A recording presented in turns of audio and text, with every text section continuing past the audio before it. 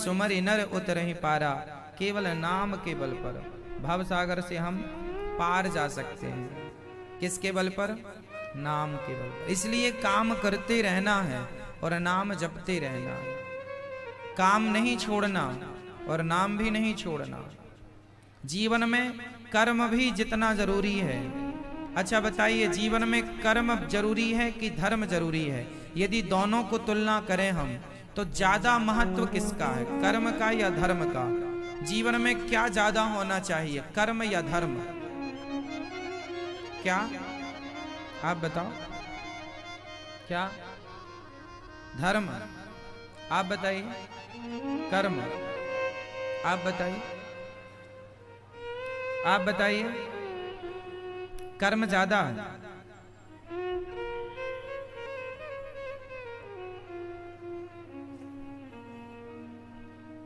देखो, आप लोग इतने विद्वान हैं, समझदार हैं, पढ़े लिखे हैं, लेकिन जरा सी बात आप लोग समझ नहीं पाते। आपकी योग्यता में कमी नहीं है, आपकी बुद्धि में कमी नहीं है, आपकी सोच गलत नहीं है, कमी है जरा सी समझ की। हम लोगों ने बहुत जगह देखा सुना, लोग कहते हैं कर्म श्रेष्ठ है ना? गीता में भी लिखा है कर्मण्येवाधिकारस्ते मा फलेषु कदाचन। कर्म करना चाहिए,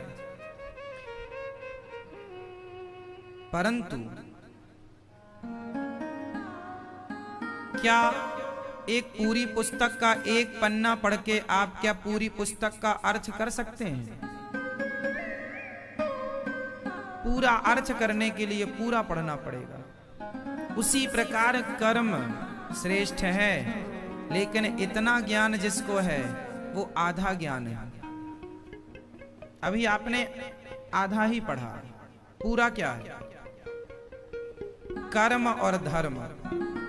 आपको ईश्वर ने दो पांव दिए हैं। चलने को तो एक पांव से भी चला जा सकता है, लाठी के सहारे, बैसाखी के सहारे, लेकिन दोनों पांव हो तो दौड़ लगाई जा सकती है।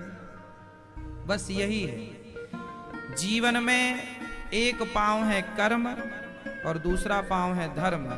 यदि दोनों का बैलेंस है तो छलांग भी लगा सकते हैं आप, लंबी दौड़ भी लगा सकते हैं। और यदि एक टूट गया, आप कहते हैं कर्म श्रेष्ठ है, तो एक पांव बड़ा हो गया, एक पांव छोटा हो गया, तो भी बात नहीं बनेगी। बैलेंस बना के चलना। हमारा दोनों पांव ईश्वर ने नाप के बनाया है। 1 इंच 1 रत्ती छोटा नहीं है। क्यों जी? बिल्कुल बैलेंस। किसी का छोटा बड़ा हो जाए तो लंगड़ा के चलेगा। वही एक पांव कर्म है। आओ जरा कर्म और धर्म की व्याख्या हमने हजारों बार की है, फिर कर देते हैं आपके लिए। कर्म किसे कहते हैं? उत्तर दीजिए। आप बताइए, कर्म क्या है? बोलिए, कर्म किसे कहते हैं? जो हम कर रहे हैं वो सब कर्म है। आप आंखों की पलकें झपका रहे हैं, ये भी कर्म हो रहा है। आप बैठे कथा सुन रहे हैं, ये भी कर्म है। अब मेरे को कुछ उत्तर आप देते चलना। कोई दूध पी रहा है तो वो अपना कर्म कर रहा है। कोई भोजन कर रहा है, वो क्या कर रहा है? कर्म कर रहा है। खाना भी कर्म कर रहा अपना। कोई दूध पी रहा है तो कर्म कर रहा है। कोई शराब पी रहा है तो क्या कर रहा है? शराबी अपना कर्म कर रहा है। कोई गाय की आरती उतार रहा है, वो भी कर्म है। और कोई गाय की गर्दन में तलवार चला रहा है, वो अपना कर्म कर रहा है। इस धरती पर जो हम करते हैं सब कर्म है, कर्म हो रहा है, हम कर्म कर रहे हैं। हाँ या ना? आप कहते हैं कर्म बड़ा है, तो कर्म तो कसाई भी कर रहा है, गाय को काटना, तो फिर वो कर्म कैसे बड़ा हो जाएगा? बच्चे अपनी माँ को निकाल देते हैं हाथ पकड़ के घर से, वो भी तो एक कर्म है। कैसे बड़ा हो जाएगा कर्म? बोलो। शराबी शराब पी रहा है, आपने रोका क्यों जी? शराब क्यों पीते हो? मैं तो अपना कर्म कर रहा हूं। वो शराबी उत्तर देगा मैं तो अपना, गांजा पीने वाला वो कहेगा मैं अपना कर्म कर रहा हूं।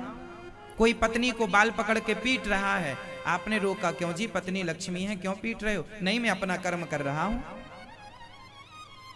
इस धरती पे जो हो रहा है वो सब कर्म। आप बिस्तर पर लेटते हैं, सोते हैं, वो भी कर्म है। आप सोने का कर्म कर रहे हैं, सो रहे हैं। इस धरती में सब कुछ कर्म है। आप बिना कर्म के एक सेकंड रह ही नहीं सकते। अब ये समझ में आ गया कर्म क्या है? अब आते हैं धर्म पर। अब बताओ धर्म क्या है? कर्म क्या है वो तो हमने समझा दिया। अब आप हमें समझाओ कि धर्म क्या है। धर्म क्या है? धर्म की आवश्यकता कहां है, कब है और क्यों है? आप कहते हैं धर्म की कोई आवश्यकता नहीं है, कर्म करते रहो, कर्म कर। नहीं जी, यदि आप कहते हैं कि कर्म करते रहो तो आपको ज्ञान तो है, इसी को कहते हैं अधूरा ज्ञान। और अधूरा ज्ञान किसी काम का नहीं होता। ठीक है, तो कर्म जरूरी है पर धर्म जरूरी है। धर्म क्या करता है? धर्म की परिभाषा बताइए आप। धर्म क्या है अब हम सुनाते हैं। धर्म क्या करता है? धर्म कहता है कि ये कर्म, कुछ कर्म होते हैं करने लायक और कुछ कर्म होते हैं ना करने लायक। कुछ चीजें होती हैं खाने लायक, कुछ चीजें होती हैं ना खाने लायक। हाँ या ना? आपने आटा चालने की चलनी तो देखी होगी, सबके घर में होती है। आपने देखी है? आपकी माँ आटा चालती है उससे। तो चलनी क्या करती है? आपसे प्रश्न है हमारा, चलनी क्या करती है? चलनी एक आटे को दो भागों में डिवाइड कर देती है। अच्छा आटा अलग कर देती है, चोकर अलग कर देती है। हाँ या ना? चलनी का काम है अच्छे को अलग करना और बुरे को अलग करना। यही चलनी का काम क्या है? अच्छे और बुरे को भेद कर देती है, अलग अलग कर देती है। उसी प्रकार धर्म का काम है कि वो कर्म तो सब कुछ है, धर्म करता क्या है? अच्छे कर्मों को और बुरे कर्मों को अलग अलग करके बता देता है। ये कर्म करने लायक है, दूध पीने का कर्म करो, शराब पीने का कर्म ना करो, माँ की आरती उतारो, माँ के अपमान का कर्म ना करो, पत्नी का सम्मान करो, पत्नी का अपमान करने का कर्म ना करो। कर्म सब कर्म है, पर कर्म को भी वो डिवाइड करता है, अच्छा कर्म और बुरा कर्म। कर्म दो प्रकार का होता है, एक अच्छा कर्म, एक बुरा कर्म। अब धर्म ये बताएगा कि कौन सा कर्म हम करें और कौन सा कर्म ना करें। क्यों जी? तो जीवन में कर्म तो सब है, फिर आप कुछ भी करेंगे कहेंगे कर्म श्रेष्ठ है। नहीं जी, कर्म करो, पर कर्म भी वही कर सकता है जिसको धर्म का ज्ञान है। धर्म का ज्ञान होता तो कभी कोई गाय को तलवार से ना काटता। धर्म का ज्ञान नहीं है इसलिए गाय को तलवार से काटा जाता है। धर्म का ज्ञान नहीं है इसलिए लोग अपने माँ बाप का अपमान करते हैं। काश धर्म का ज्ञान होता तो माँ बाप को भगवान मान के आरती उतारते। धर्म का ज्ञान नहीं है इसलिए माँ बाप को अपमानित किया जाता है, जलील किया जाता है। पत्नी को धर्म का ज्ञान नहीं है इसलिए पति को गालियां देती है। पति को धर्म का ज्ञान नहीं है इसलिए पत्नी का अपमान करता है। यदि धर्म का ज्ञान होए दोनों तो सीताराम की तरह रहें ये पति पत्नी मिलजुल करके। धर्म का ज्ञान ना होने से हजार दुख आएंगे। दोहराओ ये सेंटेंस मेरे साथ। धर्म का ज्ञान ना होने से लाख दुख आएंगे। आज व्यक्ति दुखी क्यों है? क्योंकि उसे धर्म का 500 रुपए पड़े हैं रास्ते में, आपने देखा 500 पड़े हैं, आपने उठा लिया, ये धर्म हो गया कि अधर्म हो गया? जोर से रास्ते में पड़े 500 रुपए आपने उठा लिए, धर्म हुआ कि अधर्म? जोर से, क्या हुआ? ये क्या हुआ? क्या हुआ? अधर्म हुआ। किसी के पैसे आपने क्यों उठाए? लाख पड़ा रहे, हमें क्या करना? जो हमारी जेब का है, हमारी मेहनत का है, वो अपना है। बाकी करोड़ पड़े रहे, हम क्यों उठाएं? जिसका होगा उठाएगा, हमें देखना भी नहीं है। ये धर्म है, लेकिन लोग उठा लेते हैं और उठा के जेब में रख लेते हैं। चाय बिस्किट के काम आएगा, नाश्ता के काम आएगा, खूब नाश्ता चाय कर लिया, खर्च कर लिया, पैसे तो खत्म हो गए 500 समोसा में, पान में, मसाला में। लेकिन ये 500 का जो तुमने पाप कमा लिया है, पैसे तो खर्च हो गए। अब जो पाप कमा लिया, जो चोरी करके चोरी लग गई ना आपको, वो पाप क्यों? अब वो कष्ट देगा। 500 रुपए उठाए थे तो बीमार पड़ गए, कुछ नुकसान हो गया, 5000 चले गए। ये 500 की भरपाई हो रही है। जो आपने पाप कर लिया उसको साफ किया जा रहा है। तो ये जो आपको 5000 गए, दुख हुआ, वो दुख क्यों हुआ? अधर्म से हुआ। काश आपको धर्म का ज्ञान होता। यदि आपको धर्म का ज्ञान होता तो आप कभी ये गलती ना करते। इसलिए बताइए, जीवन में ज्ञान किसका होना आवश्यक है? बोलो, किसका ज्ञान? धर्म का। इसलिए पहला ज्ञान किसका हो? धर्म का। धर्मो रक्षति रक्षिता।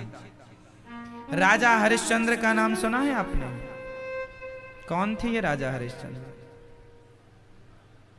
इनके पत्नी का नाम क्या था? पुत्र का नाम क्या था? राजा हरिश्चंद्र की क्या कथा है? नहीं, राजा हरिश्चंद्र एक सत्यवादी राजा है, जो सत्य के लिए, अपने वचनों के लिए अपनी पत्नी और अपने पुत्र और अपने आप को भी बेच दिए, पर अपनी वाणी को मिथ्या नहीं होने दिया, अपने धर्म को जाने नहीं दिया। हाँ, पहले लोग सत्य के लिए, धर्म के लिए मर जाते थे, और आज चवन्नी के लिए लोग झूठ बोल देते हैं, 25 पैसे के लिए। हाँ या ना? आज का इंसान केवल पुतला है, उसके अंदर कोई इंसानियत नहीं है। धर्म जिसके अंदर नहीं है वो चलता फिरता मुर्दा है। जिसके अंदर धर्म नहीं है वो चलता फिरता। मैंने पिछली बार एक एग्जाम्पल दिया था एक सब्जेक्ट में। एक लड़का है, वो गली की सभी लड़कियों को छेड़ता है। एक लड़का, उत्तर देना मेरे प्रश्न का, बड़ा गहरा है। एक लड़का है, वो गली मोहल्ले की सभी लड़कियों को छेड़ता है, तंग करता है, परेशान करता है, लेकिन अपनी बहन को बड़ा प्यार करता है और बहन के संग बहुत अच्छे से रहता है। वो अपनी बहन को गंदी नजरों से नहीं देखता, बाकी लड़कियों को गलत निगाहों से देखता है, अपनी बहन को नहीं देखता। उत्तर आप दो, वो अपनी जब सारी लड़कियों को वो गंदी निगाहों से देखता है तो अपनी बहन को क्यों नहीं देखता गंदी निगाहों से? उत्तर आप दीजिए। किसने रोका है उसे? उसे किसने रोक दिया? आप बताओ। जब वो सबको गलत निगाहों से देखता है तो अपनी बहन को क्यों ना देखे भैया? अपनी बहन को भी देख उसी नजर से। नहीं देखता। क्यों नहीं देखता? उत्तर दीजिए। क्योंकि वो लड़का भले नालायक है, लेकिन उसके अंदर कहीं ना कहीं ये ज्ञान है, ये धर्म कहता है कि ये तेरी बहन है। धर्म ही तो ये निश्चित करता है कि ये बहन है, इसको किस नजर से देखना है। देखने का नजरिया धर्म ही तो तय करता है। जिसके अंदर का धर्म मर गया वो आदमी मर गया, जिसके अंदर का धर्म जिंदा है वही जिंदा है। जिनके अंदर का धर्म मर जाता है वो अपनी बहन को भी गलत निगाहों से देखते हैं। हाँ या ना? धर्म मर चुका है। तो आप लोग मेरे भारतवासियों, आपसे प्रार्थना है, आज का युवा, आज का यूथ धर्म से भाग रहा है। कहां जाओगे भाग के? धर्म को त्याग कर क्या पाना चाहते हो? क्या प्राप्त करोगे? धर्म बहुत बड़ी चीज है साहब, बहुत बड़ी चीज है। धर्म ही ये चलनी, धर्म को चलनी मानो। धर्म ये बताएगा कि क्या सही है क्या गलत है। आपको यदि ये क्षमता नहीं है, निर्णय आप नहीं, डिसीजन आप नहीं ले पा रहे हैं सही गलत का, मतलब आपके अंदर धर्म कम है, इसलिए आप निर्णय नहीं ले पा रहे हैं। जिसके अंदर धर्म अधिक मात्रा में होता है तुरंत ऑन द स्पॉट निर्णय लेता है, डिसीजन लेता है। आपके अंदर धर्म कम है, आपने अपने धर्म को जगाया नहीं। सत्संग से धर्म जागता है। आप आध्यात्म पुस्तकें गीता रामायण भागवत पढ़ा करो, तब आपको कुछ ज्ञान होगा कि धर्म क्या चीज होती है। धर्म के लिए हमारे राजा महाराजा ऋषि मुनि, अरे धर्म के लिए ही राम 14 साल के लिए वनवास चले गए कि माँ बाप की आज्ञा का उल्लंघन ना हो। धर्म के लिए ही भैया भरत ने, यदि भैया भरत राजा बन जाते, राम वनवास गए तो गए, मैं राजा बन गया, मेरी माँ ने मुझे राजा तो बना ही दिया है, पिता ने भी आज्ञा दे दी, अब कौन रोकने वाला है। लेकिन नहीं, धर्म क्या ये कहता है कि आप अपने भाई को वनवास भेज के भाई की संपत्ति हड़प लें? क्या ये धर्म है? भरत जी खड़ाऊ लेने गए चित्रकूट, पांव सिर पे खड़ाऊ रख के भरत जी आए, ये धर्म है। भाई के संग भी गलत ना हो, जमाने के संग भी आप और हम गलत ना करें। आप हमारे साथ गलत करते हैं, करते रहें, हम आपके साथ गलत ना करें। आप हमारे लिए गड्ढा खोद रहे हैं, खोदते रहें, हम आपके लिए ना खोदें। यही तो धर्म है, यही धर्म है। आप हमारी निंदा करते रहें, हमें गालियां देते रहें पानी पी पी के, हम आपको गालियां ना दें। आप गालियां हमें दे रहे हैं इसलिए कि आपको धर्म का ज्ञान नहीं है। मैं आपको गालियां इसलिए नहीं दे रहा हूं क्योंकि मुझे धर्म का ज्ञान है। और आपकी तरह मैं भी आपको गालियां देने लग जाऊं तो आप मूर्ख हैं, तो मैं भी मूर्ख हो गया आपकी तरह। फिर आप में और मुझ में क्या अंतर रहा? हमारा धर्म हमें गलत करने से रोकता। जिसके अंदर जितनी मात्रा में धर्म होगा, आप लोग पैसे बड़ी मात्रा में इकट्ठा कर रहे हैं, पैसे बड़ी मात्रा में इकट्ठा ना कीजिए साहब, धर्म बड़ी मात्रा में इकट्ठा कीजिए। क्या इकट्ठा कीजिए? धर्म। पैसा यहीं रह जाएगा, धर्म संग चलेगा। धनानि भूमौ पशवश्च गोष्ठे, नारी ग्रह द्वारी जनः श्मशाने, देहश्चितायां परलोक मार्गे, धर्मानुगो गच्छति जीव एकः। जब हम मर जाते हैं तो हमारे संग कौन चलता है? बोलो मैया। हम जब मर जाते हैं हमारे संग कौन जाता है? कौन जाता है मेरी माँ? जोर से बोलो, कौन? और पीछे वाले बोलो, धर्म। हमारे संग दो चीजें जाती हैं, धर्म और अधर्म, दोनों जाएगा। जो धर्म आपने किया है वो भी चलेगा, और जो अधर्म गलत आपने किया, दोनों ऊपर जाएंगे। फिर वहां हिसाब किताब होगा कि क्या ज्यादा है क्या कम है, उसके हिसाब से फिर आगे का निर्णय यमराज जी लेंगे कि आपको बैकुंठ भेजना है कि स्वर्ग भेजना है कि नरक भेजना है कि 84 के चक्कर में डालना है। ये फिर आगे का निर्णय कर्मों के आधार पर आपका कल तैयार होगा। मेरी माँ, आज के कर्मों को मध्य नजर रखते हुए आपका आने वाला कल सुनिश्चित होगा। जो कल किया था वो आज भोग रहे हो, अच्छा या बुरा, जो आज कर रहे हो वो कल की तैयारी है। कोई कहे नहीं जी मैं नहीं मानता, नहीं मानते तो मत मानो। आपके ना मानने से क्या होगा? आप सत्य को ना माने तो क्या सत्य नष्ट हो जाएगा? उल्लू कहता है सूर्य नहीं होता, तो क्या उल्लू के मान लेने से सूर्य का अस्तित्व खत्म हो गया? उल्लू कहता है सूर्य नहीं होता, अब तुम ना मानो तो ना मानो। उल्लू नहीं मानता कि सूर्य होता, ना मानो। सत्य को ना मानने से क्या सत्य समाप्त हो जाएगा? लोग कहते मैं नहीं मानता, नहीं मानो। मैं धर्म नहीं मानता महाराज। नहीं मानो जी, किसको लेना देना है? तुम्हारा अपना किया तुम्हें ही मिलना है, हमें नहीं मिलना। मान्यता ना मान्यता, मानो ना मानो, वो आपके लिए। आज आप लोग जो कर रहे हैं, आपने किसी को ठग लिया, किसी को लूट लिया, झूठ कह दिया, चुगली कर दी, ये आप किसके लिए कर रहे हैं?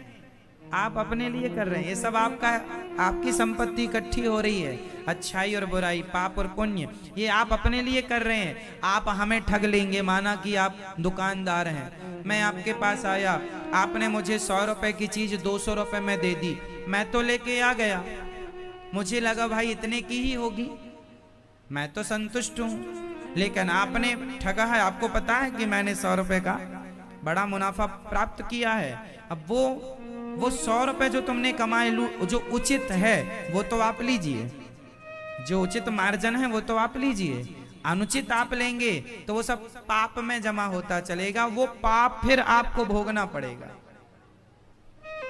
इसलिए आदमी जवानी भर खूब पाप करता है और बुढ़ापे में बैठ के भोगता है। बुढ़ापे में कैसी स्थिति होती है आदमी की? बुढ़ापे में आदमी तड़पता है, चिल्लाता है, चीखता है, सबकी नहीं होती है। जो पाप किए होंगे सो भोग रहे हैं, ये तुम्हारे कर्मदंड तुम्हें प्राप्त हो रहे हैं। अब क्यों दोष दे रहे हैं? जवानी भर जब तक ताकत थी खूब पाप किया, अब भोगो, कुछ यहां भोग लो, कुछ वहां जाना। तो आदमी जवानी भर पाप करता है और बुढ़ापा आने पर भोगता, और जो यहां नहीं भोग पाते तो फिर वहां रेफर करते हैं। इसलिए को ना काहू को सुख दुख कर दाता, निज कृत कर्म भोग सब भ्राता। जो करेंगे अपने लिए करेंगे, अच्छा या बताओ जी, धर्म बड़ा है कि कर्म? जोर से भैया, धर्म बड़ा है कि कर्म? धर्म क्या बड़ा है? धर्म का ज्ञान होगा तो कर्म आप अच्छा वाला करेंगे, धर्म का ज्ञान नहीं होगा आप गलत कर्म करेंगे। क्यों जी? सिंपल। समझ में आ गई बात किस किस को? तो हाथ उठा सकते हैं। आप अपने दोस्तों से ये बातें शेयर किया करो, थोड़ा धर्म की बातें कर लिया करो। मुन्नी की जवानी और शीला की ही बातें तुम करते रहते हो।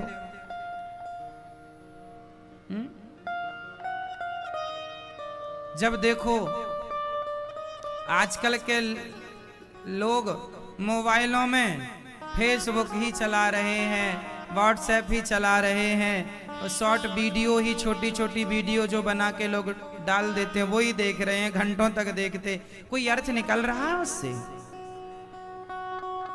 कुछ धर्म की बातें करो, कुछ अच्छी बातें करो, गीता की बातें करो, नॉलेज बढ़ेगा, शांति मिलेगी, जीवन में ज्ञान होना चाहिए।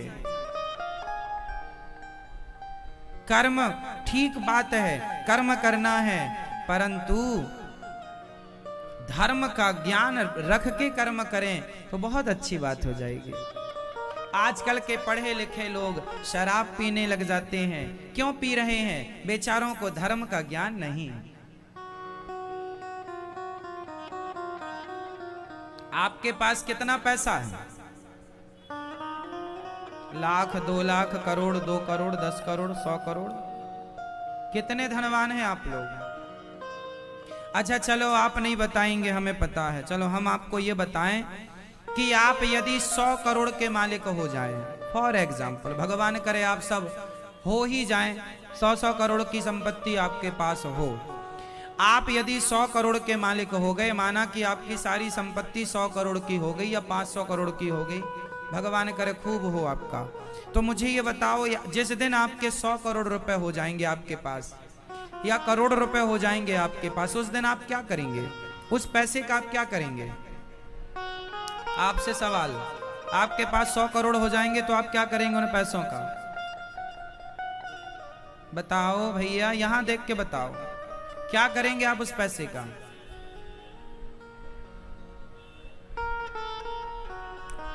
बोलो।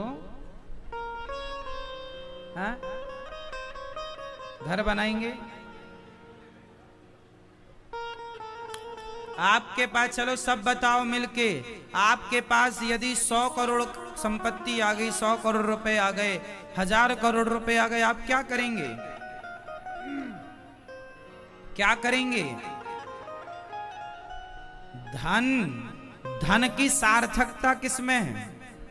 देखो अब मैं इसको स्पष्ट कर देता हूं। धन की सार्थकता किसमें है? कुछ लोगों के पास धन आता है तो वो धन से क्या करते हैं? सुरा और सुंदरी का उपयोग करने लग जाते हैं। सुरा जानते हैं? सुरा जानते हैं? शराब। सुरा और सुंदरी, सुंदरी मतलब स्त्री, पराई स्त्रियों को लोग देखने लग जाते हैं। लोगों के पास पैसा आता है तो वो सुरा और सुंदरी, शराब और वैश्यावृत्ति में अपना पैसा खर्च करने लग जाते हैं। इसलिए कुछ लोगों के पास धन आता है तो वो धन का दुरुपयोग करते हैं, शराब पीते हैं, बड़ी बड़ी होटलों में व्यर्थ का पैसा बहाते हैं, बहुत सारे खर्चे होते हैं उनके।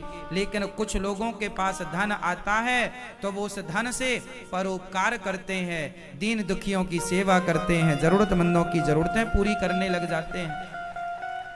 जैसे यहाँ गौरी गोपाल जी की रसोई चलती है, सबको भोजन मिलता है, सबकी भोजन की इच्छाएं पूरी होती हैं, यहाँ धन का सदुपयोग होता है।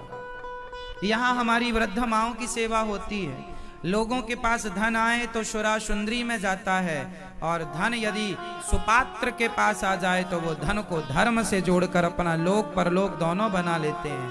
अब मैं आपको एक चीज और समझा दूं, यहाँ लगे हाथ। धन से 2 काम होते हैं। धन से कितने काम होते हैं? 2 काम। वो 2 काम कौन कौन से हैं? धन से 2 काम होते हैं। एक, या तो धन से आप धर्म कर लो या धन से आप अधर्म कर लो। भाई पैसे से लोगों को मारने की सुपारियां भी तो दी जाती हैं। पैसे से ही तो लोगों के मर्डर वर्डर होते हैं आजकल। तो ये सब क्या है? अधर्म है कि धर्म है? तो पैसे से 2 काम होते हैं। एक धर्म कर लो आप पैसे से, और एक अधर्म कर लो आप पैसे से। तो बताइए, धन जब आता है तो भगवान क्या सोच के हमें धन देते हैं? ईश्वर जब लक्ष्मी माता हम पर कृपा करती हैं, हम धनी होते हैं, तो हमें धन ईश्वर ने किस उद्देश्य से दिया है? ये उद्देश्य आप बताइए। भगवान ने हमें पैसा क्यों दिया है? भगवान ने आपको पैसा क्यों दिया है? धर्म के लिए, अधर्म के लिए तो नहीं। यदि आप अधर्म करेंगे तो लक्ष्मी जी सदा के लिए रूठ कर चली जाएंगी। तेरे घर आई थी, तू मुझे शराब की दुकान में ले गया। ये लक्ष्मी है ना। दीपावली के दिन आप पूजा में नोट भी तो रखते हैं, हाँ या ना? ये लक्ष्मी है, हमारी माता है, हम इसे माता मानते हैं। है तो रुपया, है तो कागज का टुकड़ा, लेकिन भावनात्मक दृष्टि से हम इसे माता लक्ष्मी की उपमा देते हैं और पूजा करते हैं। यदि ये लक्ष्मी है तो फिर आप ये लक्ष्मी लेकर जब शराब की दुकान में गए, भैया जरा एक बोतल देना, तो ये आप लक्ष्मी का दुरुपयोग कर रहे हैं कि सदुपयोग?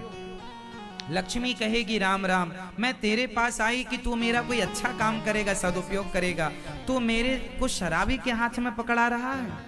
रूठ जाएंगी। और यही धन जब धर्म से जुड़ता है, किसी की रोटी बनकर किसी की थाली में पहुंचता है, उसकी भूख मिटाता है। गरीब बेटी का विवाह जब आप इस धन से कराते हैं तो लक्ष्मी जी बड़ी प्रसन्न होती हैं। मैं इसके घर और आऊंगी, ये मेरा सदा सदुपयोग करता है। आपको भगवान ने धन दिया है, सदुपयोग कीजिए। जिन जिन ने धन का दुरुपयोग किया है साहब, 2-5 साल तो गाड़ी ठीक चलती है, उसके बाद लक्ष्मी माँ ऐसी रूठती हैं कि फिर 7 पीढ़ी तक दृष्टि नहीं डालती। यदि आपने जीवन में गलत उपयोग किया धन का तो आप भी गरीब रहोगे, हो जाओगे, भले करोड़पति हो, आपकी भी दुर्गति होगी और आपकी आने वाली 7 पीढ़ी संभल नहीं पाएगी। ये लक्ष्मी माँ का श्राप लगता है जब आप बहुत तरीके से दुरुपयोग कर लेते हैं। इसलिए धन मिले तो धर्म करो, अच्छे काम करो, उसे बुरे काम में ना खर्च करो कि आप उल्टे ही काम करने लग जाएं। ठीक है मेरी माँ, तो आज से कौन कौन अपने धन का सदुपयोग करेगा? हाथ उठा लो भैया। आप शराब तो नहीं पीते? पीते हैं? आप पीते हैं? आप पीते हैं शराब? सच्ची? तो आप दोनों महापुरुष शराब क्यों पीते हैं? ये लक्ष्मी का आप दुरुपयोग कर रहे हैं कि सदुपयोग? सदुपयोग कर रहे हैं शराब पी के। आप लक्ष्मी का क्या कर रहे हैं? दुरुपयोग कर रहे हैं। कि आप चाहते हैं कि लक्ष्मी जी रूठ के चली जाएं? फिर इसलिए शराब पीना आज से, अभी से त्याग दीजिए शराब को। ये आपके हित में है? बोलो, शराब पीना आपके हित में है? बोलो। रोज पीते हैं कि कभी कभी? आप कभी कभी पीते हैं। तो जब कभी कभी ही पीते हैं तो कभी कभी भी क्यों पीते हैं? दोस्ती यारी में। अब छोड़ देंगे? छोड़ देना शराब। और आप कहते हैं हम दोस्ती यारी, महाराज जी हम नहीं पीते, हमारे दोस्त लोग कभी कभी पिला देते हैं। दोस्त, क्या आप हमें दोस्ती की परिभाषा दे सकते हैं? दोस्त किसे, मित्र किसे कहते हैं? आपसे मेरा प्रश्न है, बताइए मित्र किसे कहते हैं? दोस्त, मित्र, फ्रेंड एक ही बात है। हाँ, मित्र की परिभाषा क्या है? जो आपको सही रास्ता दिखाए वो दोस्त होता है, वो मित्र होता है, वो फ्रेंड होता है। जो आपको शराब पिलाए कि जी मैं पीता हूं यार, कुछ नहीं होता, तू भी पी, एक पैक मार। जो आपको अपने जैसा बना रहा हो, शराबी दोस्त आपसे कहे अरे क्या होता है, मैं तो पीता ही हूं, तू भी पी। जो आपको शराब पिलाए वो आपका दोस्त है या दुश्मन? जोर से। जो आपको शराब पिलाए वो दोस्त है या दुश्मन? बात तो ये है कि जो दुश्मन था उसे आपने दोस्त मान लिया है, और जो दोस्त है ये आपका दास अनिरुद्धाचार्य, से आप कहते हैं बाबा जी तो ये हैं वो हैं। संत महात्माओं को आज क्या क्या ना कहते हैं लोग, है? हम जैसे कथा सुनाने वालों को आज के कुछ लोग ये कहते हैं अरे ये तो ढोंगी हैं, ठगते हैं। अब बताओ, हम आपको सही रास्ता बता रहे हैं और जमाना आरोप लगाता है। लाख आरोपों के साथ हम लोगों को जीना पड़ता है। सही काम करने पर भी लोग ताने मारते हैं, आरोप लगाते हैं, लेकिन फिर भी हम लोग खुशी से आप लोगों को सही मार्ग दिखाते हैं। तो आपका दोस्त कौन है? ये दास अनिरुद्ध, मुझे अपना दोस्त बना लो। और जो आपके दोस्त जो आपको शराब पिला रहे हैं, जो मांस खिलाने को आपको प्रेरित कर रहे हैं, जो आपको गलत रास्ता पर ले जाए, वो दोस्त नहीं हो सकता मेरे भाइयों, वो सबसे बड़ा दुश्मन है। घर के दुश्मन हैं ये, जो मिलके काटते हैं। मैं आपका दोस्त हूं, मैं आपको कभी शराब पीने की सलाह नहीं दे सकता, मैं आपको गुटखा खाने की सलाह नहीं दे सकता, मैं कभी गलत रास्ते पर जाने की सलाह नहीं दे सकता, लेकिन आपके अपने दोस्त कहते हैं आज आना, पार्टी है 8 बजे से, चले आना। जो आपको पार्टी में बुलाएं और आपको ना चाह, आप कई बार मना करते, मैं नहीं पीता शराब, जबरदस्ती यार मैं पीता हूं तू पी, जबरदस्ती मुंह में डाल रहे हैं। वो चाहते हैं तुम भी हमारी पार्टी के हो जाओ, ताकि तुम ये ना कह सको कि हम नहीं पीते। उन्हें ये पसंद नहीं है ना सुनना कि हम नहीं पीते, वो सोचते हैं हम तो बिगड़े हैं, हमारा तो विनाश हो ही रहा है, तुम भी क्यों बच्चो, तुम भी चलो। तो ये लोग जिन्हें आपने अपना दोस्त मान लिया, वो अपने ही, अपनों ने लूटा है हमें, गैरों में कहाँ दम था। मेरी कश्ती तो वहां डूबी जहां पानी कम था। एक बात बता दूं मेरे दोस्तों, एक बात बता दूं, पृथ्वीराज चौहान को किसी की ताकत नहीं थी कि बंदी बना ले। कोई माई का लाल पैदा नहीं हुआ था कि पृथ्वीराज चौहान को नजर उठाकर देख ले।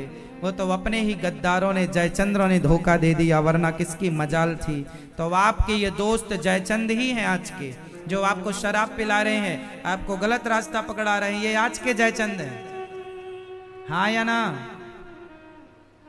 एक कुल्हाड़ी से एक पेड़ ने पूछ लिया, एक कुल्हाड़ी इससे मैया को जगइयो, एक कुल्हाड़ी से, एक कुल्हाड़ी, मैया राम राम मेरी माँ सुनो मेरी। वैसे ये बात आप दोस्तों के मतलब की, इसलिए मैया को लगा जब तक मेरे मतलब की बात नहीं है मैं आराम कर लूं। बात ठीक भी है, ये बात अभी बच्चों के मतलब की हम बोल रहे हैं तो मैया को लगा हम तो कोई शराब वराब पीते नहीं है तो हम आराम कर लें थोड़ी।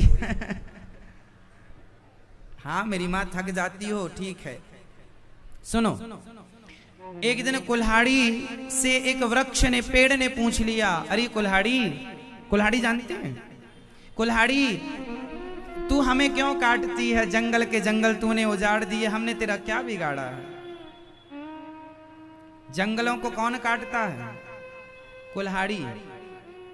कुल्हाड़ी से पूछा एक पेड़ भाई साहब ने कि तुम हमें क्यों काटती हो, हमारी तुमसे क्या दुश्मनी है? कुल्हाड़ी ने कहा, पेड़ भाई साहब मेरी आपसे कोई दुश्मनी नहीं, मैं आपको काटना भी नहीं चाहती, लेकिन ये जो आपका संबंधी है ना, ये मेरा साथ देता है। आपका संबंधी कौन? लकड़ी में जो डंडा होता है वो किसका होता है? कुल्हाड़ी में जो डंडा होता है वो किसका होता है? लकड़ी। अरे पेड़ों को, कुल्हाड़ी ने कहा, पेड़ों को काटने का किस्सा ही ना होता, वृक्षों को काटने का किस्सा ही ना होता, यदि कुल्हाड़ी के पीछे लकड़ी का हिस्सा ना होता। अपनों ने लूटा है हमें, जंगल को काटने में जंगल की लकड़ी ने ही तो साथ दिया है, जंगल को उजाड़ने में कुल्हाड़ी के पीछे का हिस्सा लकड़ी का ही होता है। तो जंगल को उजाड़ने में साथ कौन दे रहा है? झांसी की रानी के किले को लूटने में अंग्रेजों का साथ किसने दिया? अपनों ने दिया। मोहम्मद गौरी का साथ पृथ्वीराज चौहान के खिलाफ अपनों ने, जयचंद्र ने दिया। तो अपनों, ये जो आपके अपने दोस्त हैं, ये वही कुल्हाड़ी का हिस्सा है, वो लकड़ी का हिस्सा जो आपको आपकी जड़ से काटने में लगे हुए हैं। जो आपके धर्म को काट दे तो बचा ही क्या? आपको आपका कोई धर्म बिगाड़ दे फिर आपके पास बचा ही क्या? आपकी सबसे बड़ी संपत्ति क्या है? क्या है? आपका धर्म। इसलिए मेरे नौजवान दोस्तों, मेरे नौजवान भाइयों, मेरी विनती है, ऐसी दोस्ती ना करो जो आपको शराब की तरफ ले जाए, मांस की तरफ ले जाए। दोस्ती ऐसी करो जो आपको धर्म की ओर ले जाए। धर्मो रक्षति रक्षिता। अधर्म की ओर ले जाने वाली दोस्ती ना हो, धर्म की ओर ले जाने वाली दोस्ती हो। अब आप निर्णय लीजिए आपको कैसे दोस्त बनाने हैं। दोस्ती भी उनसे की जाए जो योग्य है। योग्य मतलब जो सही रास्ते पर है। अब गलत रास्ते पर चलने वाले को आप दोस्ती बनाएंगे, उनसे दोस्ती करेंगे तो कैसे? इसलिए दोस्ती अच्छी हो, अच्छे लोगों से दोस्ती हो। विभीषण ने दोस्ती की राम जी से, राम जी ने राजा बना दिया। सुग्रीव ने दोस्ती की राम जी से, राजा बना दिया। अरे मेरे राम से कोई दोस्ती कर ले तो राम तो राजा ही बनाते हैं अपने भक्तों को। कोई दोस्ती करे तो सही उनसे, लेकिन आप तो शराबियों के दोस्त बन रहे हैं। तो आज से मेरे युवा, मेरे जवान भाई, आज से संकल्प लेंगे कि कभी गलत दोस्ती नहीं करेंगे, गलत लोगों की दोस्ती से बचेंगे। लोग कहें आओ आज पार्टी पे, नहीं जी, उनको कहो चलो आज सत्संग में चलते हैं, कथा सुनते हैं, आज छुट्टी है कथा सुनेंगे, अच्छे काम करेंगे। चलो आज गरीबों के सेवा में चलते हैं, फुटपाथ पे बच्चे सोते हैं, चलो आज उनके लिए कपड़े लेकर चलते हैं। शराब की पार्टी में 1000 रुपए तो खर्च होते होंगे आप लोगों के कम से कम, हमें आइडिया नहीं है, आप बताओ हिसाब कितना होता होगा? 1000, 2000, 5000, कितना? एक छोटी सी आप लोग जो पार्टी दोस्तों की करते हैं कितना खर्चा हो जाता है? 5000। अरे राम राम राम राम। 5000 अब सोचो उस 5,000 में फुटपाथ पर सोने वाले बच्चों को खूब भरपेट आप भोजन करा सकते थे, उनकी दुआएं ले सकते थे। यही धर्म है जी। मर जाओगे कुछ अच्छा कर लो। किसी के काम जो आए उसे इंसान कहते हैं, पराया दर्द अपनाए उसे इंसान कहते हैं। क्यों जी, क्या सही है? 5,000 शराब पी के बिगाड़ना सही है या गरीब दीन दुखियों की सेवा में पैसे लगाना सही है? क्या सही है आप बताओ, बताओ भैया। सेवा। इसलिए दास एक ही संकल्प, एक ही नारा, सेवा ही है धर्म हमारा। हमारा धर्म क्या है? सेवा ही परमो धर्म।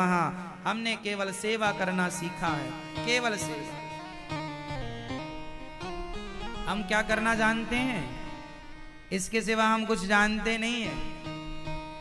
हमसे कुछ नहीं आता। आप हम तो यहाँ गौरी गोपाल जी आप आएंगे तो हम आपको सेवाओं का दर्शन कराते हैं। जैसे आप किसी के घर जाएंगे ना तो वो अपना बेडरूम दिखाएगा, अभी नया घर बनाया है तो अपनी टॉयलेट इत्यादि भी चेक कराएगा आपको, देखो ये बनाए है, हम यहाँ सोते हैं, यहाँ खाते हैं, ये रसोई है, ये फलाना है। लेकिन आप गौरी गोपाल आते हैं तो ये दास आपको कुछ ना दिखाकर केवल सेवाओं का दर्शन कराता है कि देखो ये सेवाएं हैं और ऐसी सेवाएं आपको करनी चाहिए। यहाँ आप आते हैं तो हजारों माओं के लिए आश्रम बन रहा है। अभी 250 हमारी वृद्ध माताएं रहती हैं। यहाँ वो माताएं रहती हैं। अभी एक माता हॉस्पिटल में भर्ती है, आईसीयू में है, ऑक्सीजन लगा हुआ है। ये समझ लो कि आखिरी समय चल रहा है। अभी 4 दिन पहले 3-4-5 दिन पहले एक माँ और भर्ती थी तो उनका बेटा आया, जो मैंने बताया था आपको टीवी पर कि हमारी माँ पाप की लिस्ट में चला गया। ये पुण्य है। जीवन थोड़ा है, मरना तो देखो आपको भी है। आप लोग शराब पीते हैं, आप भी एक दिन मरेंगे। मैं सेवा करता हूं, मैं भी एक दिन मरूंगा।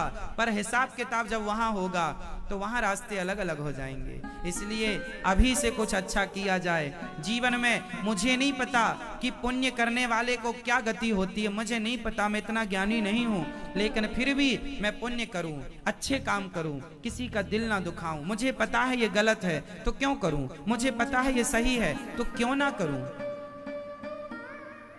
तो सही काम करना आप लोग भी सीखिए। अपनी माँ के पांव दबाना सीखिए, अपने धर्म से प्यार करना सीखिए, अपनी संस्कृति से प्यार करना सीखिए। अपने माँ बाप की सेवा करने को अपना सौभाग्य मानिए कि मैं अपने आप को बड़ा सौभाग्यशाली मानता हूँ कि मुझे इतनी सारी माँओं की सेवा करने का सौभाग्य मिल रहा है।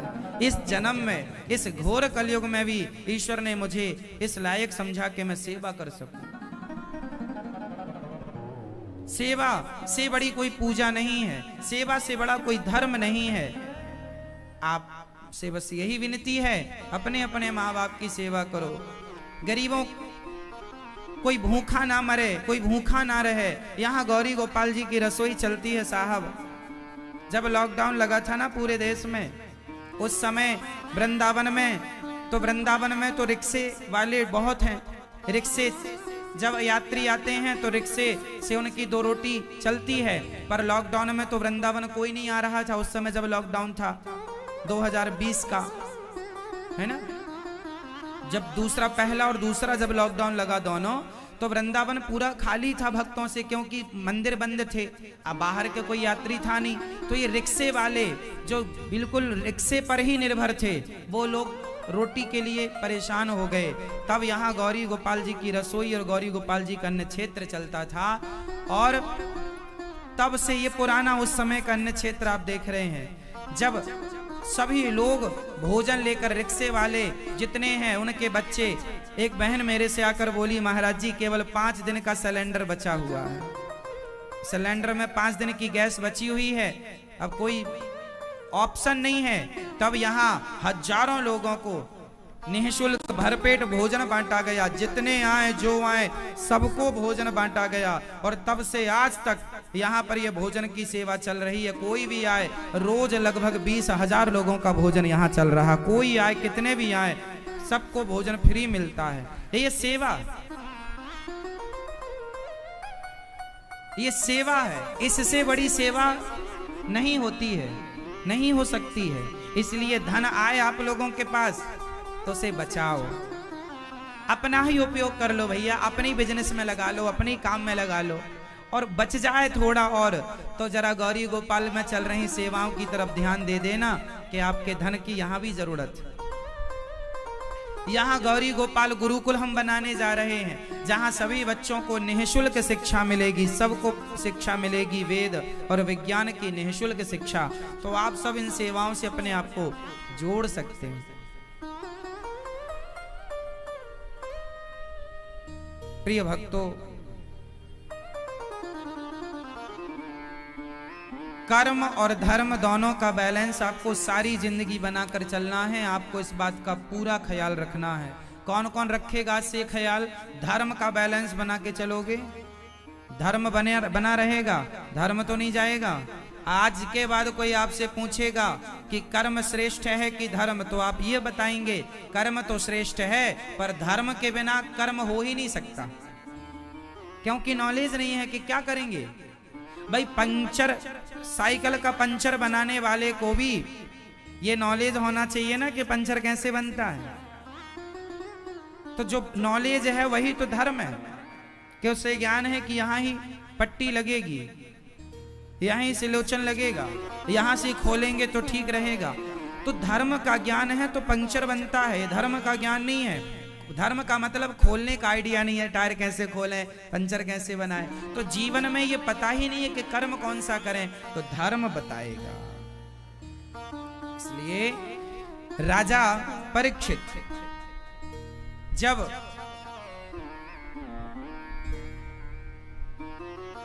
परीक्षित को श्राप लगा 7 दिन में मरने का, सुखदेव भगवान से पूछा उन्होंने कि बताइए मैं क्या करूं कि मैं भगवान के चरणों में पहुंच जाऊं, भगवान के चरणों में मेरा प्रेम हो।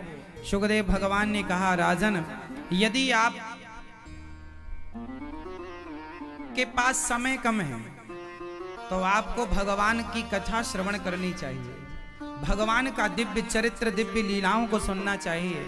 भगवान के अवतार हैं 24, नारायण, नारद, हरि, कपिल देव, श्री राम, हंस, हयग्रीव, मोहिनी, दत्तात्रेय, सुखधाम, नरसिंह, वामन, व्यास जी, ऋषभ देव, कुमार, यज्ञ पुरुष, धनवंतरी, बुद्धि कल्कि अवतार, पृथुराजा, वारह पुनी, कृष्ण चंद्र भगवान, परशुराम, मत्स्य, कमठ, पद्म पुराण प्रमाण।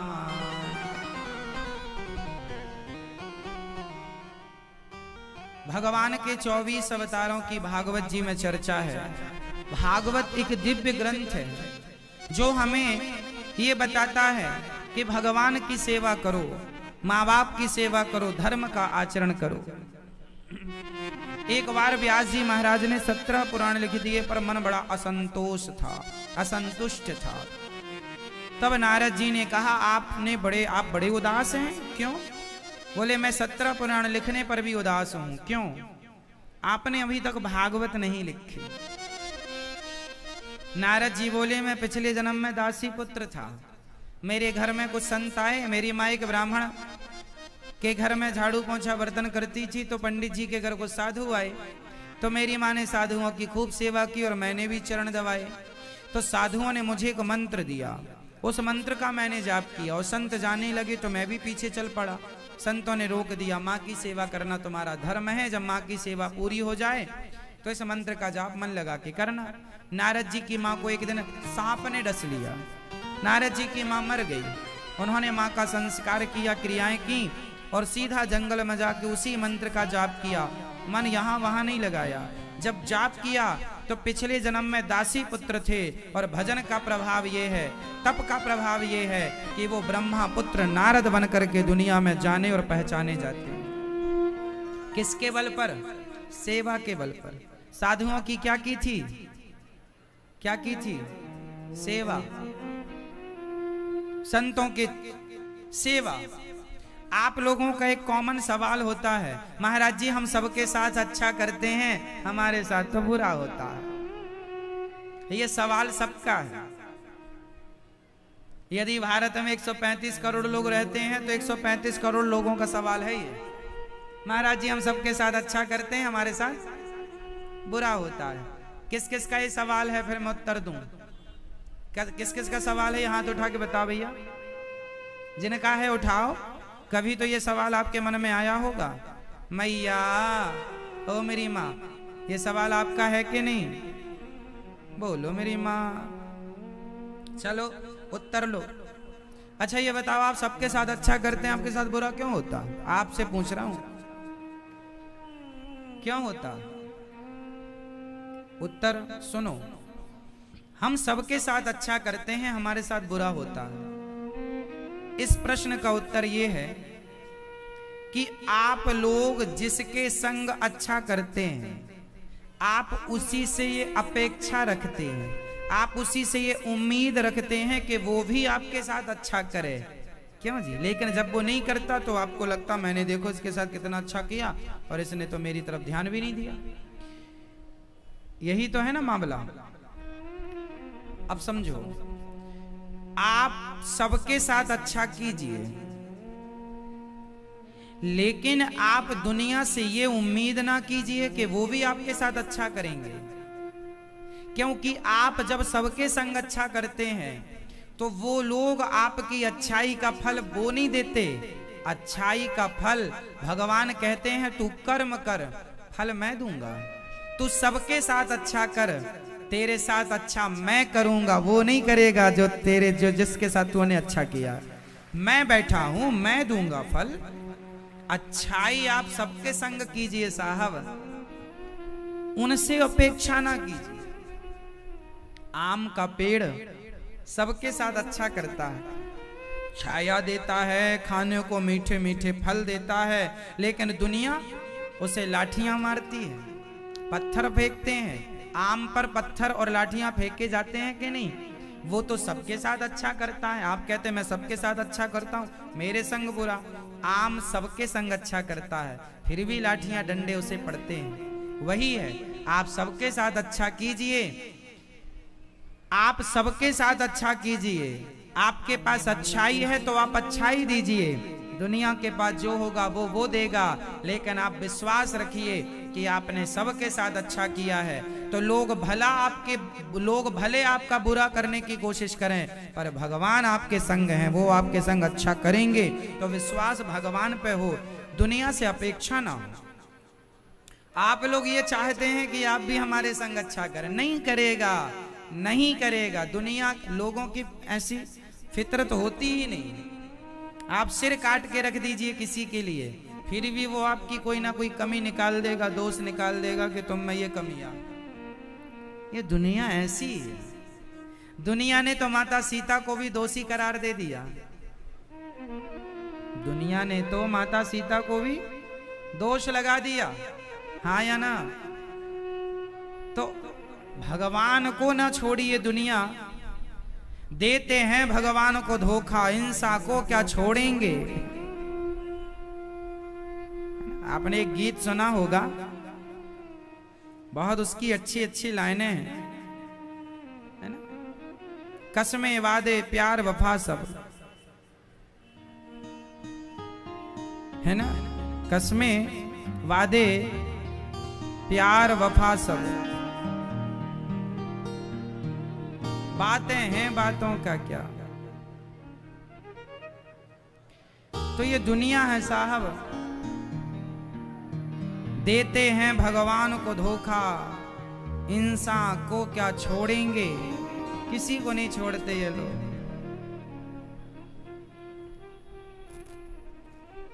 इसलिए आप तो बस ये समझो कि हम सबके संग अच्छा करते चलें, अपेक्षा उम्मीद ना करें। उम्मीद भगवान से, देने झूठे झूठे छूट जाए सांसों की लड़िया, तेरा नाम कभी ना छूटे। गोदी में अनिरुद्ध को बिठाए रखना, गोदी में अनिरुद्ध को बिठाए रखना, मरते दम तक सेवा में लगाए रखना, इतनी कृपा।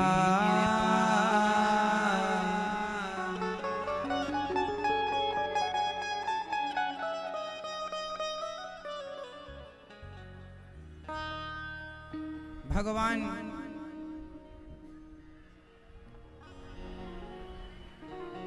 नारद जी पर कृपा करते हैं। नारद जी दासी पुत्र से ब्रह्मा पुत्र बने। महाभारत की कथा से व्यास जी महाराज ने भागवत को प्रारंभ किया। मैया बैठ जाओ मेरी माँ, मैया ओ मेरी माँ बैठ जाओ मेरी माँ। सब लोग बैठ जाओ मैया।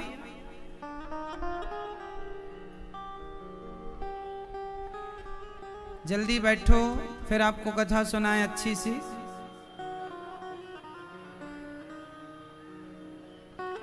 शोर ना करो, हल्ला बिल्कुल ना करना। व्यास जी महाराज ने महाभारत से भागवत को प्रारंभ किया। महाभारत का युद्ध कब हुआ था आप बताइए? कहां हुआ था? कहां हुआ महाभारत का युद्ध? कहां हुआ था आप बताओ भैया? भैया से महाभारत का युद्ध कहां हुआ था?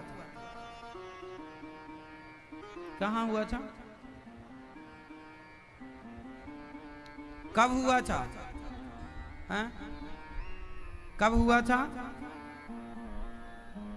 द्वापर युग के अंत में। द्वापर के अंत में महाभारत का, जब द्वापर युग का आखिरी चल रहा था तो महाभारत का युद्ध हुआ। युद्ध कितने लोगों में अर्थात कितने पक्षों में हुआ था? कौन कौन से पक्ष थे? कौरव और पांडवों के पिता का नाम बताइए आप। देखिए कितनी बड़ी बात है कि आप हिंदू होकर, सनातनी होकर अपने धर्म के बारे में जरा सी भी इंफॉर्मेशन नहीं रखते। हम लोग शराब के 50 ब्रांड याद कर लेते हैं,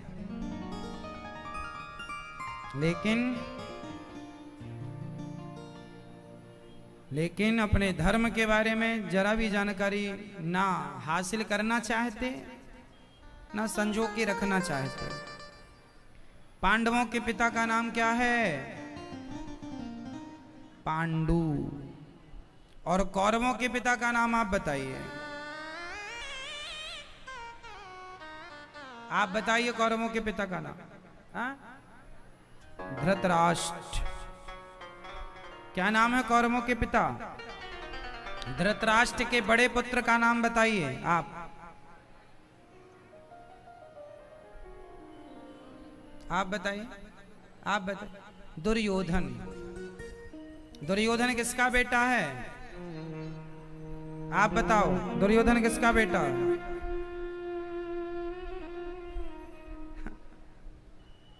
अब भी तो बताया भैया ने, दुर्योधन किसका बेटा है? नहीं पता? अभी तो बताया भैया, फिर से बताओ इनको। धृतराष्ट्र। दुर्योधन के पिताजी कौन? बताओ आप, दुर्योधन के पिताजी कौन? बड़े कंफ्यूज हैं भाई।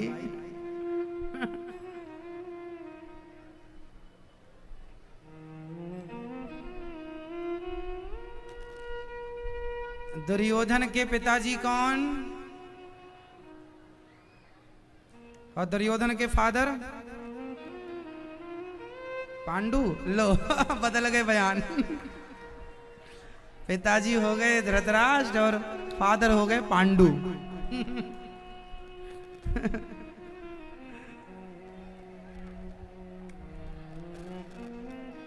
हम अपने बच्चों को धर्म का कोई नॉलेज नहीं देते, इसलिए धर्म सोया हुआ है। गलती आप लोगों की नहीं है। आप लोगों को यह ज्ञान बचपन में माँ बाप के द्वारा, दादाजी के द्वारा मिलना था, जो शायद नहीं मिला। ये आपके पिताजी दादाजी को छोड़ के अलग हो गए होंगे तो आपको दादा का प्यार ना मिल पाया। आजकल सबसे बड़ी गलती ये होती है कि जैसी शादी होती है बच्चे अलग हो जाते हैं। जो तुम्हारे बच्चे होंगे उन्हें दादा का प्यार चाहिए, लेकिन आज के बच्चों को दादाजी का प्यार नहीं, क्योंकि दादाजी तो अलग रहते हैं। दादा के बिना, दादी के बिना बच्चे संस्कारहीन हो जाते हैं। माँ बाप नहीं सिखा पाते जो ज्ञान, वो दादा दादी सिखाएंगे, लेकिन दादा दादी का प्यार लाड़ मिलते नहीं बच्चों को। अलग है मैडम, अलग रहती हैं। संग में रहने में मजा ही नहीं है उनको स्वतंत्र चाहिए। महाराज जी कोई चिक चिक नहीं चाहिए किसी की। अजी जिंदगी सीधी नहीं होती, उतार चढ़ाव का नाम जीवन है। वो मैं वेंटिलेटर पे, मेरी माँ एक लेटी थी तो वहां पे एक मशीन लगी थी, उसमें ऐसी ऐसी लाइनें चल रही थी, ऊंची ऐसी ऐसी चलती। मैंने डॉक्टर साहब से कहा भैया ये ऐसे ऐसे क्यों चल रहा है, और सीधा क्यों नहीं चल रहा? बोले सीधा चलेगा तो आदमी मर जाएगा। हम समझ गए कि सीधी जिंदगी जिसकी है वो मरा हुआ है। जीवन का नाम ही उतार चढ़ाव है, जीवन का नाम ही उतार चढ़ाव है। तो जीवन में आप ये ना सोचें कि हमें सास ना मिले, ससुर ना मिले। ना जी, बिना सास ससुर के आने वाली जो तुम्हारी बच्चे हैं उन्हें संस्कार नहीं मिलेगा। लेकिन आजकल के तो कुछ दादा दादी संस्कार देते ही नहीं हैं बच्चों को। प्रार्थना करता हूँ दीजिए, कहानियों के रूप में भगवान की बातें सुनाया करो कि राम जी की कथा ये है, राम जी ऐसे हैं, कृष्ण जी की कथा ये है, कृष्ण जी ऐसे हैं। कुछ कुछ नाम जो याद हैं वो तो बताओ। सामान्य चीजें तो हमें पता होनी चाहिए। चलो, महाभारत के युद्ध में दो पक्ष हैं, पांडव कौरव। पांडवों की पांडु हैं, कौरवों के पिता धृतराष्ट्र। जो कौरव है ना, कौरव मनमानी करते हैं। एक दिन कौरवों ने क्या किया, पांडवों को जुआ खेलने के लिए निमंत्रण दे दिया, आओ। अब मुझे एक बात आप बताइए कि पांडव समझदार थे कि कौरव? धर्मात्मा पांडव लोग थे कि कौरव लोग? धर्मात्मा कौन है, कौरव लोग कि पांडव लोग? बताओ। पांडव लोग धर्मात्मा हैं। पांचों पांडवों के नाम याद हैं आपको? पांडवों के नाम याद हैं? हाँ चलो, जितने याद हैं बोलो। पांडवों के नाम बोलो पांचों के। कोई नहीं बताएगा, ये भैया लोग बताएंगे। अर्जुन, भीम, बस दो। आप बताइए, आपको नहीं याद है? भाई आप बताओ। कोई नहीं बताएगा, भैया बताएंगे। पांचों पांडवों के नाम बताइए।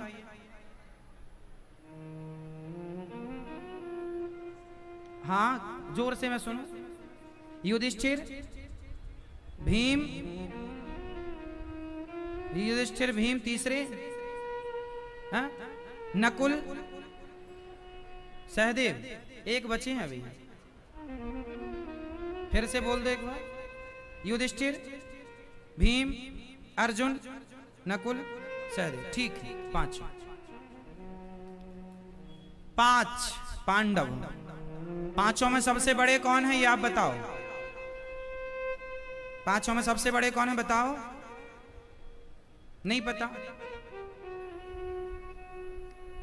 सबसे बड़े का नाम है धर्मराज युधिष्ठिर। सबसे बड़े धर्मराज युधिष्ठिर कौन है? साक्षात धर्म के अवतार हैं। धर्मराज युधिष्ठिर धर्म के अवतार हैं। इन्हें श्राप लगा था, इसलिए ये मनुष्य बन के आए हैं। किसने श्राप दिया था, क्या हुई थी, पूरी कथा सुनाता हूं, छोटी सी है, सुनो।